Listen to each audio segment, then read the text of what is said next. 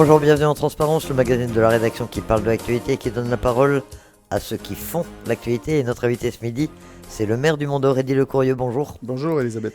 Merci d'avoir accepté notre invitation. Alors le soleil est revenu, grand ciel bleu ce matin, mais la Calédonie vient de connaître un nouvel épisode pluvieux extrêmement important ces derniers jours. Quelles conséquences déjà pour la commune du Mont-d'Or ? À part, le nombre de manifestations qui sont annulées toutes les semaines, vous imaginez que c'est le réseau routier aujourd'hui qui a le plus subi ces inondations. On reçoit des dizaines de coups de fil tous les jours pour nous dire il y a des trous dans la route, le talus s'effondre, etc., etc. Les caniveaux sont bouchés. Donc j'en profite pour appeler la population à être un tout petit peu patiente puisque les travaux se font au fur et à mesure et que les conditions aujourd'hui ne nous permettent pas, il pleut toutes les semaines, donc ils ne nous permettent pas d'aller reboucher ces trous. Et ça sera fait, on a budgété tout, donc ça sera fait en temps et en heure. Et je leur demande juste un petit peu de patience. Voilà, c'est budgété, hein. Une commune peut faire face à ce genre de situation, même si effectivement le climat, la situation météorologique crée des problèmes récurrents tout au long de l'année, et puis ça fait plusieurs mois que ça dure. Oui, mais il y a des limites à l'exercice, c'est-à-dire qu'on a un budget qu'on a déjà doublé, voire triplé pour ces réseaux routiers. Je vous rappelle que les épisodes pluvieux qu'il y a eu en début d'année, on en est déjà à 200 ou 300 millions de dégâts qu'on devra budgéter l'année prochaine. Donc ce sont des routes qui se sont effondrées ou des routes qui vont s'effondrer. Donc on a déjà fait les études, on est en train de faire un appel de fonds pour essayer d'avoir de l'aide de l'État qui est présent et qui nous aide sur ce genre d'opération. Et c'est vraiment une conséquence dramatique sur notre budget. Et justement, on parle régulièrement des problèmes financiers des communes de la Nouvelle-Calédonie. Le Mont-d'Or en est où ? Ça va ? Vous arrivez à assurer ? Vous avez voté récemment un budget supplémentaire. Vous pouvez poursuivre un peu les investissements malgré tout ? Moi, je crois que jamais on a eu un budget aussi tendu. Je crois que c'est la première fois, en tous les cas, depuis que je suis à la mairie du Mont-d'Or, où on n'a plus de bas de laine, on n'a plus rien, on n'a plus d'argent de côté, comme on dit. Donc on a consommé un petit peu tout au fur et à mesure. Mais c'est surtout qu'on a voulu être volontariste dans la politique d'aider les entreprises. Parce qu'on aurait pu, à un moment ou à un autre, freiner nos dépenses. Moi, je ne l'ai pas souhaité, parce que le BTP était venu nous demander de soutenir les entreprises. Ce qui a eu comme conséquence des problèmes de trésorerie aujourd'hui, et je regrette auprès des entreprises qui ont travaillé pour nous, et on n'a pas été en mesure de les payer avec la rapidité qu'on aurait dû, comme on l'a toujours fait au Mont-d'Or. Et je pense que ces problèmes de trésorerie perdureront peut-être encore l'année prochaine. Et tout le monde, toutes les collectivités calédoniennes, de toute façon, en sont à ce niveau aujourd'hui, non ?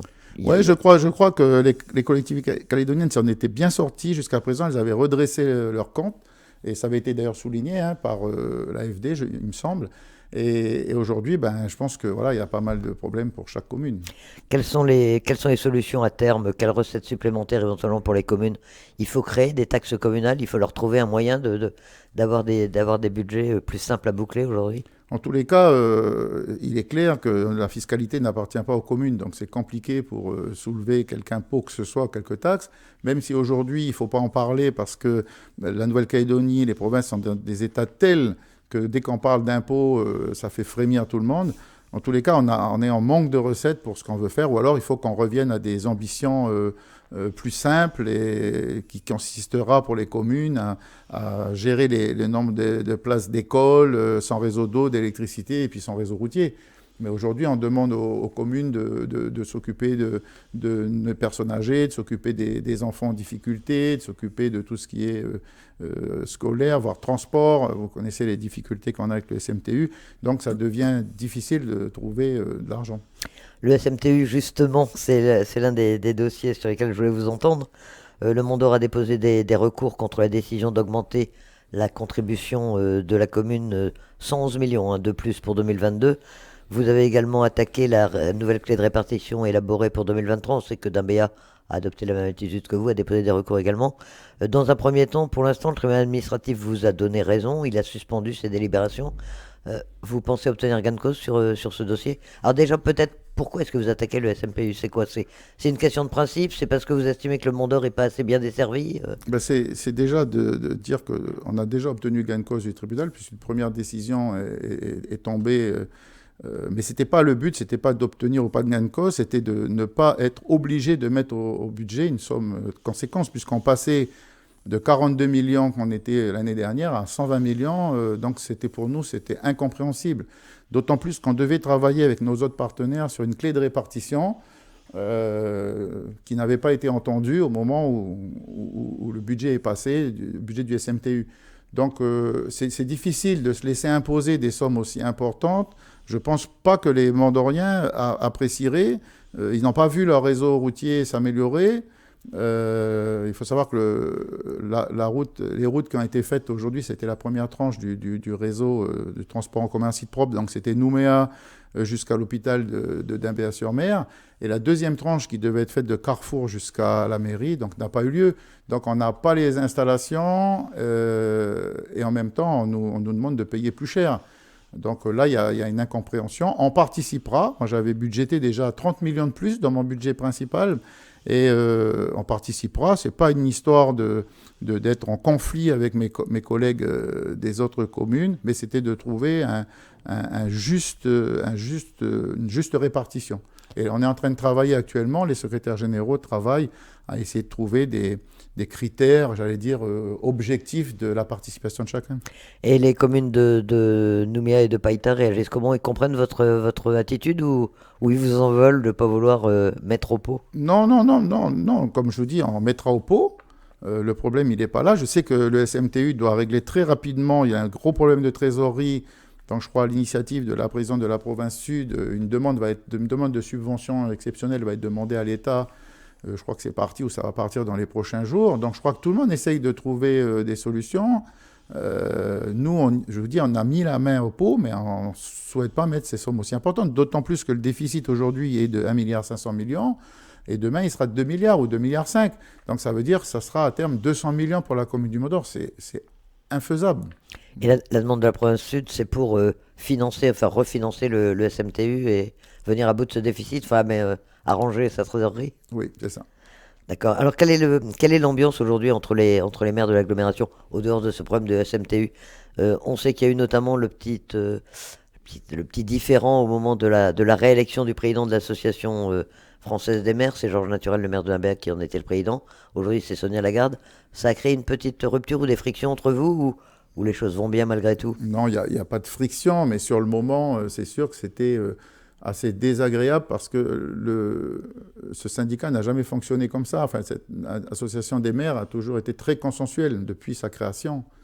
Et c'est vrai que de voir débarquer le maire de Dimbéa, qui avait fait un travail assez remarquable quand même, très présent à la FM sur le déplacement de toutes les communes, donc qui s'est impliqué à recevoir les représentants d'État qui sont venus pour parler justement de la prochaine fiscalité ou qui sont venus pour parler de différents problèmes. Georges Naturel a toujours mérité sa fonction de président. Et donc moi, à titre personnel, je ne parle pas de mes autres collègues, mais j'ai trouvé que c'était injuste de le débarquer comme ça, mais c'est la politique, j'en veux pas à la maire de Nouméa ni à mes collègues. Sur le moment, je vous avoue que j'étais un peu amer, mais ça, on se revoit très régulièrement, tous les mois, on se revoit dans les communes que l'on représente, et ça se passe bien. C'était un problème politique ou qui Oui, dépassait le cadre communal proprement dit. On va dire ça comme ça. On ne peut pas parler du Mont-d'Or sans parler de Saint-Louis, évidemment, Oui. et des caillassages récurrents sur la RP1. Il y a une nouvelle poussée de fièvre début juillet, on en a reparlé à ce moment-là. Le calme est revenu maintenant, et c'est dû à quoi? C'est les interventions effectivement des forces de l'ordre Oui, c'est les interventions des forces de l'ordre qui ont marqué l'arrêt de ces dégradations et de ces faits criminels quand même. Moi, je continue de dire qu'un gars sur le bord de la route qui prend une barre de fer et qu'on voit ça au travers le pare-brise d'un camion ou d'une voiture, c'est un criminel. C'est pas un bandit de droit commun, c'est un criminel. Et je ne sais pas pourquoi on n'avait pas pris la mesure de ce problème. On a peut-être laissé un peu faire. Moi, j'étais en maladie quelques semaines, donc je suis rentré au mois de juillet. Et c'est vrai que quand j'ai repris mes fonctions, je me suis dit, enfin, comment je peux exercer, moi, mon rôle de maire si sur ma commune, il se passe des faits comme ça graves. Et puis, enfin, je dis ça comme ça, mais ça avait l'air de concerner personne. Alors, les gens du Mont d'Or, ben, ils en faisaient leur affaire. C'est ce que je disais. Ils mettaient les gamins derrière les fauteuils baissés pour pouvoir remonter chez eux, etc., etc. Enfin, c'est pas une condition de vie normale. Et moi, je ne l'accepterai jamais en tant que maire. Et je vous dis, quand vous êtes maire, vous avez cette responsabilité, les gens vous appellent. Et vous savez que l'ordre public, c'est une responsabilité qui appartient à l'État, et j'ai dénoncé les faits. Alors, peut-être que ça n'a pas plu, la façon dont je l'ai fait, mais voilà, aujourd'hui, la situation est saine, les gens, ça y est, les choses retombent, reviennent à la normale, et c'est agréable de voir de croiser des Mondoriens qui ne vous en veulent pas parce que vous semblez ne pas faire votre travail. Qu'est-ce qui s'était passé à ce moment-là en juillet? Pourquoi tout d'un coup, à nouveau, ces barrages, ces caissages? On a parlé de jeunes qui étaient sortis du camp Est, qui étaient revenus à la tribu. C'est ça les causes à l'origine? Ben, vous savez, quand un gars lance un caillou sur la route, et un deuxième, et une barre de fer, et on s'attaque à un camion de pompiers, et puis on voit que derrière, il n'y a pas de réponse, hein, réponse judiciaire, pénale, ou ce que vous voulez, mais enfin, il n'y a pas de réponse. Eh bien, ils se sont crus détenteurs de la route, et on a brûlé 17 voitures à cet endroit-là, quoi. En 2 mois, on a fait 50 vols, etc., etc. Donc, voilà, moi, je n'ai pas compris pourquoi on n'était pas intervenu d'emblée, mais il y a plein de causes, hein. Il y a eu les mouvements de gendarmes, il y a eu tout un tas de choses qui se sont faites, il y a des enquêtes qui ont été menées, etc., etc. Voilà, en tous les cas, j'ai été assez impatient sur ce sujet, et puis j'ai fait part de mon impatience, quoi. Et depuis, donc, les forces de l'ordre sont intervenues, il y a eu des interpellations. C'est aussi ce qui a permis le retour au calme? C'est certainement ce qui a permis le retour au calme. Aujourd'hui, je vous dis, on est vraiment dans une cité apaisée. Vous savez, nous, quand on n'en parle pas de Saint-Louis, toute la commune, ça va bien, hein. Et c'est terrible d'avoir à porter, on a l'impression que c'est à vie. Voilà, vous allez avoir Saint-Louis, ben, c'est votre épée de Damoclès, ou enfin, la difficulté majeure, ça sera Saint-Louis. Voilà, c'est notre épine dans le pied. Moi, je pense pas. On a fait plusieurs réunions. Mon premier adjoint, Jean-Jacques Afchin, a pris l'initiative de rencontrer les deux chefferies, de faire une réunion avec le commissaire, présidée par le haut-commissaire, etc., etc. Donc, moi, je crois que les solutions, elles sont là. Mais on pourra trouver des solutions si derrière la réponse pénale, elle est là. On ne peut pas dire ces gens, ce sont des criminels. Voilà, ça n'a rien à voir avec quelqu'un qui met un tag sur un panneau, ou qui vous fait un bras d'honneur sur le bord de la route, quoi. Ça n'a rien à voir. Et vous estimez que pour l'instant, la réponse de la justice est insuffisante par rapport aux faits qui sont commis à Saint-Louis? Alors, on connaît les problèmes de la justice, hein. Il y a une réponse pénale, elle est lente. Là, je sais que certains de ces criminels qui ont été entendus vont passer en justice au mois de mars l'année prochaine. Donc, maintenant, on trouve toujours, vous savez, que les délais sont longs. Peut-être certains trouvent que c'est normal, mais comment voulez-vous qu'on réponde rapidement à la demande si on a de tels délais? Après, vous savez, aujourd'hui, on n'a pas la possibilité de dire quoi que ce soit sur la justice, sinon on se fait vilipender. Mais effectivement, des fois, on trouve que la réponse est lente à venir, et ce qui permet à certains de se croire en pays conquis et de continuer leur manœuvre, quoi. Et les forces de l'ordre, en revanche, elles sont maintenant présentes sur le terrain? Les Alors, elles gendarmes sont sont présentes plus tous les présents? jours. On a un dispositif qui est impressionnant, donc qui est là, qui contrôle chaque voiture. Donc, le calme, je vous dis, est parfaitement revenu. Plus d'une vingtaine de personnes ont été interpellées.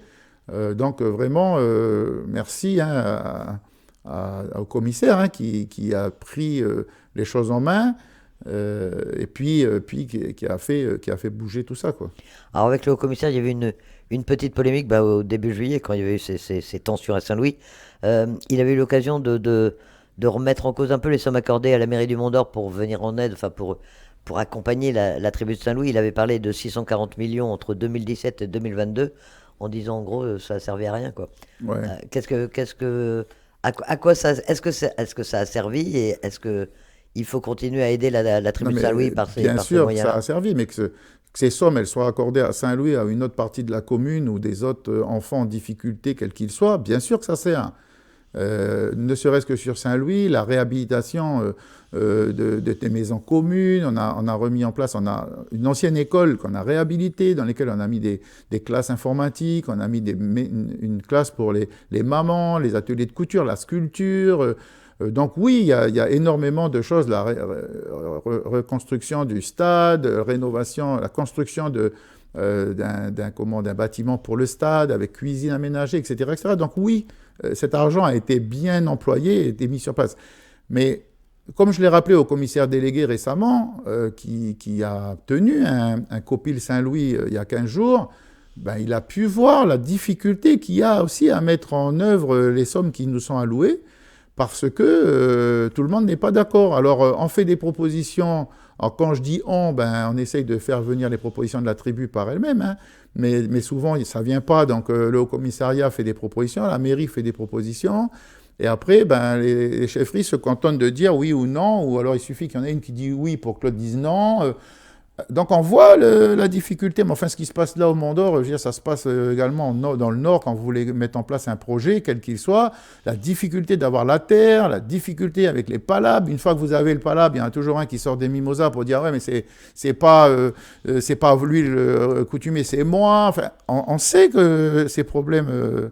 Vous savez, j'ai travaillé, je vous l'ai déjà dit, sur une ferme photovoltaïque et je remercie M. Gigès à ce propos qui avait fait en sorte de changer la réglementation pour permettre la construction d'une ferme solaire sur serre à Saint-Louis, donc un projet d'1,7 milliard qui aujourd'hui n'a pas vu le jour parce que les deux entités de la chefferie sont pas d'accord sur qui va participer au GDPL.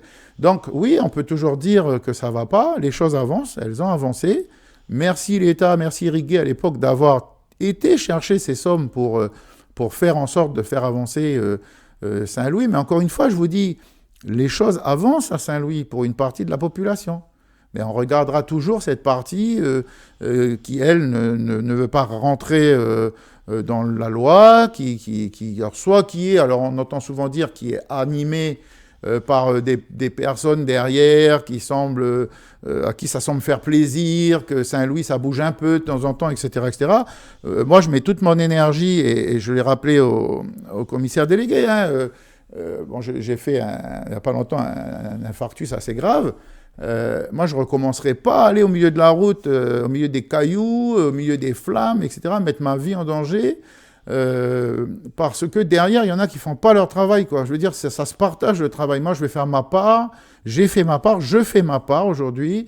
Et je voudrais qu'on s'entende tous, parce que je pense qu'il y a beaucoup, beaucoup de choses qui sont faites sur nos communes, quelles qu'elles soient d'ailleurs, hein. Et souvent, c'est un petit peu, la Nouvelle-Calédonie fait ça, la province fait ça, on a tellement d'entités, et ça sera justement l'occasion de toiletter toutes nos institutions avec le nouveau statut, parce que ça a démultiplié, enfin ça a multiplié plutôt les difficultés, les incohérences, et je pense qu'il faut arriver à faire des actions en commun, et c'est pas toujours simple. Ah, il reste les usagers de la RP1, les habitants du Mont-d'Or, et vous le savez, ils s'en plaignent auprès de vous, hein. Quelle solution pour contourner la tribu de Saint-Louis? En attendant, puisqu'on se dit qu'effectivement, vous le disiez, c'est une épée de Damoclès, c'est un problème insoluble en l'état, sauf avec effectivement beaucoup de force de l'ordre sur le terrain. Comment est-ce qu'on fait pour contourner Saint-Louis? Alors, il y a au moins deux projets sur la table pour l'instant, le ferry ou le viaduc. On a vu que la province sud avait l'air de relancer le projet du viaduc. Qu'est-ce qui vous semble le mieux pour vous? C'est-à-dire que la province souhaite avoir des prix qui sont plus ajustés. Parce qu'aujourd'hui, on avance, chacun arrive avec des sommes colossales. Ce qui fait que dans la population, mais la population mondorienne, bien évidemment, elle est en attente de cette voie dédiée, j'allais dire, à un transport plus rapide, plus direct et plus sécurisé vers le Mont-d'Or. Moi, en termes de maire, en termes d'aménagement du territoire, je suis favorable à cette route, parce que vous pensez bien que la partie sud de la commune va pouvoir ainsi subir un développement contenu, maîtrisé et surtout apporté à la partie sud. Sans parler d'IAT.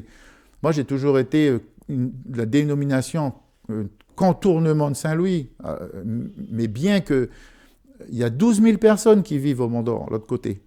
Il y a 3 000 personnes à IAT, plus les gens qui vont au travail à Goro tous les jours. C'est tous les villages de Boulou-Paris, de Bourail, La Foire réunis, Farino, Saramia, et j'en passe. Donc on accepterait que la partie nord de la province sud ne puisse pas aller au travail, ne puisse pas rentrer le soir dans toute sécurité. Alors pourquoi on n'accepterait pas que la partie des gens du Mont-d'Or sud, ils aient la sécurité pour rentrer chez eux? Donc après la solution, on doit tous la trouver ensemble, mais c'est sûr, c'est pas la ville du Mont-d'Or qui va, quand on parle de X milliards, 30 milliards, 40 milliards. Alors on n'arrive pas à trouver les sous pour aujourd'hui payer la santé, le RUAM, boucler le budget de la Nouvelle-Calédonie. Alors vous pensez bien que... Mais encore une fois, je remets la question, qui doit assurer la sécurité des gens de ce pays? Donc, à cette personne-là d'aider en tous les cas à trouver. Après, si nous, on doit y mettre notre petite part, je ne sais pas comment, ville, ben, bien évidemment qu'on mettra notre part. Mais c'est un problème, voilà, où on voit bien que tous les politiques, quels qu'ils soient, quel que soit le niveau, eh ben, c'est une difficulté. Et pour les gens qui ne sont pas du Mont d'Or, ben, ils disent quoi? Ils disent, mais vous n'allez pas mettre 50 milliards parce que vous avez 3 individus sur la route. C'est pas Donc, c'est vraiment une incompréhension. Mais je rappelle à toutes ces personnes de Nouvelle-Calédonie, est-ce que vous accepteriez de baisser la tête, vous cacher derrière les fauteuils vos enfants pour pouvoir rentrer chez vous? Donc ça, c'est la réalité. Donc il faut avancer sur ce sujet. Moi, je vous avoue que je n'ai pas à mettre ma population l'une contre l'autre. Ni la population de la Nouvelle-Calédonie. Il faut simplement qu'on se dise, ça doit s'arrêter. Voilà. Alors, quand on nous dit, ah, mais Saint-Louis, ça a toujours été Saint-Louis, puis ça sera comme ça, ben, écoutez, quand je rentre dans ma commune, puis les autres maires disent, ah ben bon courage, bon courage, bon courage, ben, enfin, c'est pas possible, quoi. Je veux dire, on peut pas. Ça ne doit pas être une fatalité, quoi. Il faudra trouver une solution. Et puis, c'en est pas une, hein. Malgré ces problèmes financiers, malgré ces problèmes d'insécurité, hein, vous avez encore des grands projets au Mont d'Or? Il y a d'autres projets dans les mois qui viennent? Ben, on continuera là, dans l'année prochaine la construction de la caserne de pompiers, hein, puisqu'on a commencé les études cette année. Vous savez qu'on a la gendarmerie qu'on va inaugurer dans les prochains mois. Je crois que le commissaire souhaitait attendre la visite du ministre de l'Intérieur, Gérald Darmanin. Donc voilà, ça sera un grand moment pour nous. Une gendarmerie neuve, c'est quand même pas anodin. Et puis, donc, cette gendarmerie précède une caserne de pompiers et puis une caserne de police municipale. Donc, vu les budgets qu'on a, qui sont quand même assez restreints, ben, on a programmé, j'allais dire un peu plus tard, mais qui devrait commencer. Les études devraient commencer cette année et puis pour se poursuivre. Et puis après, on finit, on a des gros projets sur l'eau potable parce que, vous savez, tout le monde ouvre la robinet, il y a l'eau qui coule, mais personne ne sait que c'est 1,5 milliard sur 5 ans. Hein. C'est des gros programmes. Puis vous savez, personne ne voit, hein, les conduites sont enfouies. C'est vraiment, j'allais dire, c'est ingrat, c'est comme l'assainissement. Hein. Vous voyez rien et puis ça coûte cher et puis on a l'impression que la ville ne bouge pas. Mais donc l'eau potable encore, parce qu'on a une commune qui est très étendue, hein, on le rappelle à chaque fois au commissair, Pandé-Français jusqu'à Yahweh, enfin jusqu'à Ploum, pour 30 000 habitants, c'est énorme. Donc ça nous demande toujours l'aide de plus en plus importante de l'État, qui a moins en moins d'argent et qui nous promet que demain on aura encore moins parce que, en tous les cas, ils sont là aujourd'hui, à l'heure où je vous parle, ils sont très présents, ils nous aident énormément. Heureusement d'ailleurs parce que tout ce qui se fait, l'aménagement de nos quartiers, on continue les parcs et jardins, Canipar, on est en train de mettre en place beaucoup pour les animaux, on en parle beaucoup, on est en train de sortir une réglementation, je crois, avec les 4 communes de l'agglo, sur un arrêté qui réprime un petit peu les nuisances causées par les animaux, mais en même temps qui aura le mérite d'expliquer aussi comment s'occuper de ces animaux.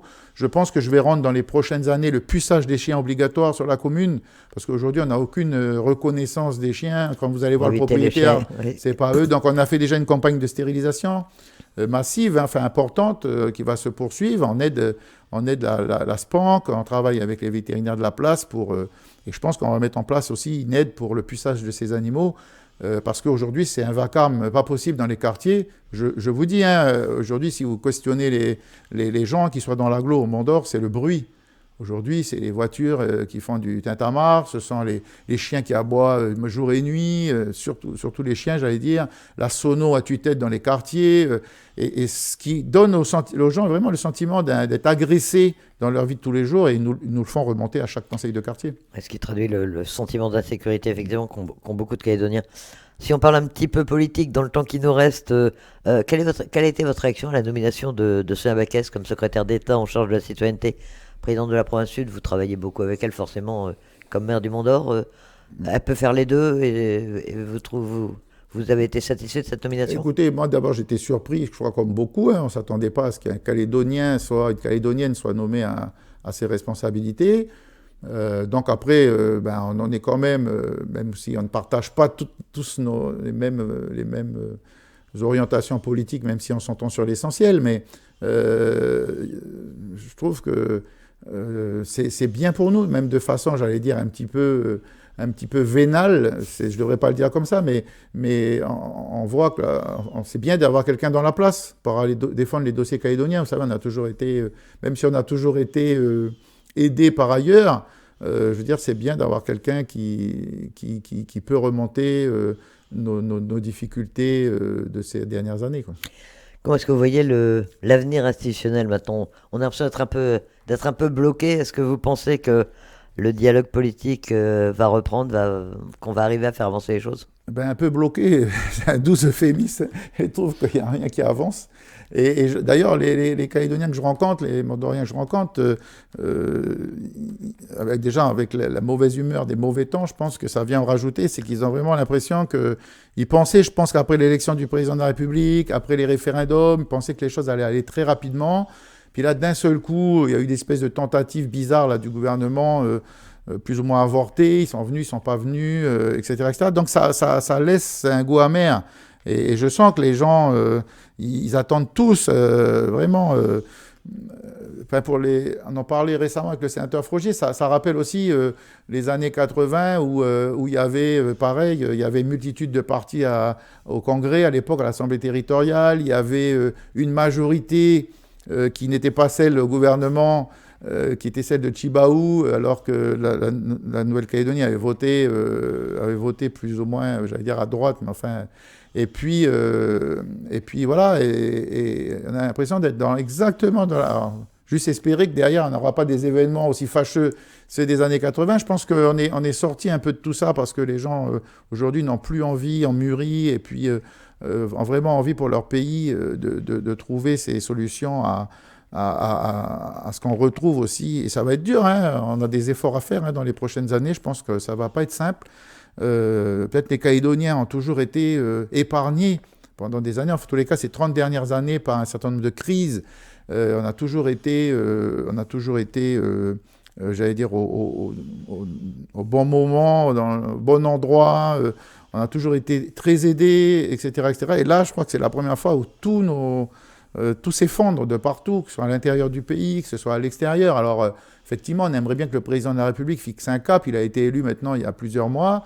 Et on n'a pas l'impression que c'est le nouveau ancien président de la République. On a l'impression que c'est la même chose. Enfin, nous, on voit pas, on sent pas une espèce de lumière, là, d'espoir. Alors on attend. Je pense que... Il y a le ministre des Outre-mer qui doit arriver le mois prochain, a priori. Enfin, on annonce Jean-François Carenco pour septembre en Nouvelle-Calédonie. Ça va peut-être débloquer... Bah écoutez, ça va certainement servir à quelque chose. Mais je crois que les planètes ne sont pas tout à fait alignées. Là, on voit qu'on est dans des problèmes, que ce soit en métropole, hein, des problèmes météorologiques. Hein, les aléas climatiques sont hyper aujourd'hui contraignants. Et je vois que j'ai l'impression que ça bloque un certain nombre de choses. On a l'impression que les gens ne sont pas là où on les attend. Le gouvernement, on a quand même un nouveau gouvernement. Vous avez eu les polémiques qui enflent sur tout un tas de sujets. Moi-même, j'ai écrit au gouvernement on a eu les aléas climatiques, météorologiques vachement importants. Hein. Je vous disais qu'on a eu 400 millions de dégâts là, début d'année. J'ai écrit pour un DALO qui est parti, dans lequel c'est 60 millions de dégâts. C'est une rivière, c'est de compétence Nouvelle-Calédonie. À ce jour, seul l'État a répondu quand même. C'est troublant. Et le gouvernement de la Nouvelle-Calédonie, lui, ne vous a pas donné? Non. Alors, on fait des phrases, on nous explique que, etc. Sauf qu'à chaque inondation, il y a un bout du DALO qui part, quoi. Donc sur 30 millions début d'année, on est passé à 60 millions 2 mois après. Et donc là, il va falloir que la mairie commence quelque chose parce que c'est un quartier important, Robinson, qui souffre de ça. Et voilà, donc il faut un moment, c'est sûr, il n'y a pas d'argent, mais enfin, il faut quand même se parler, il faut quand même aller au-devant des uns des autres et puis faire... expliquer à la population qu'ils n'ont pas des institutions qui se moquent d'eux. Il y a des capitaines qui sont là. Vous savez bien, le maire de Païta, le maire de Dimbéa ou le maire de Nouméa sur l'agglo, mais les maires de Brousse ont rappelé toutes les difficultés de ces derniers aléas. On est en train d'assister à la montée des eaux.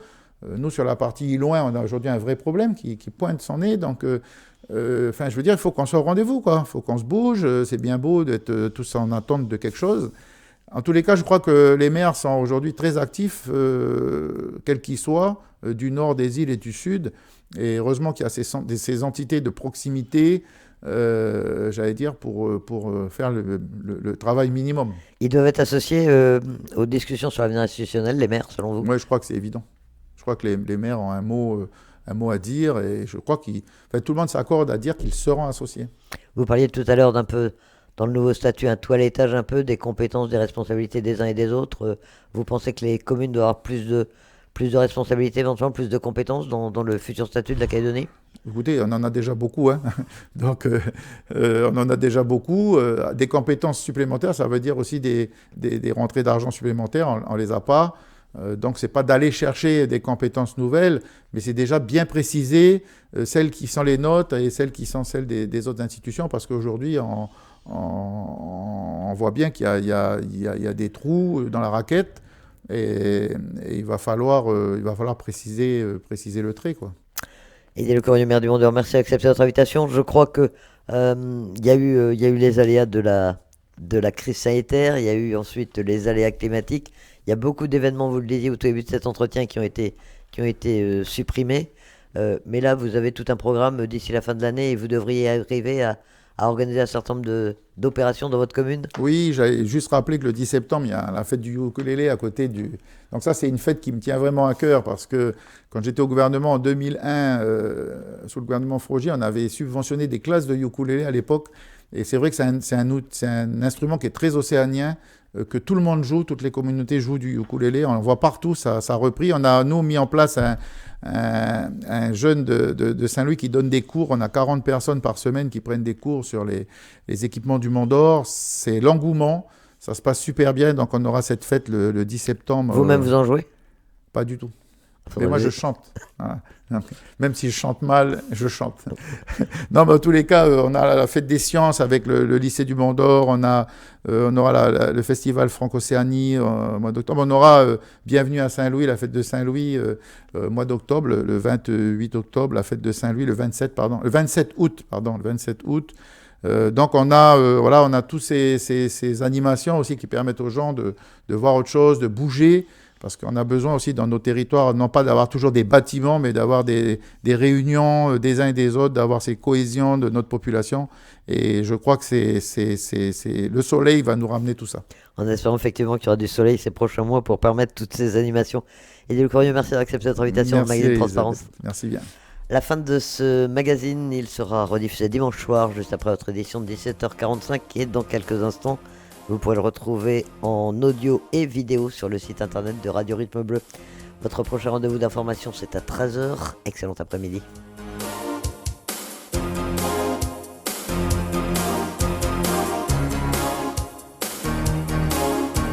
C'était le magazine Transparence présenté par Elisabeth Noir.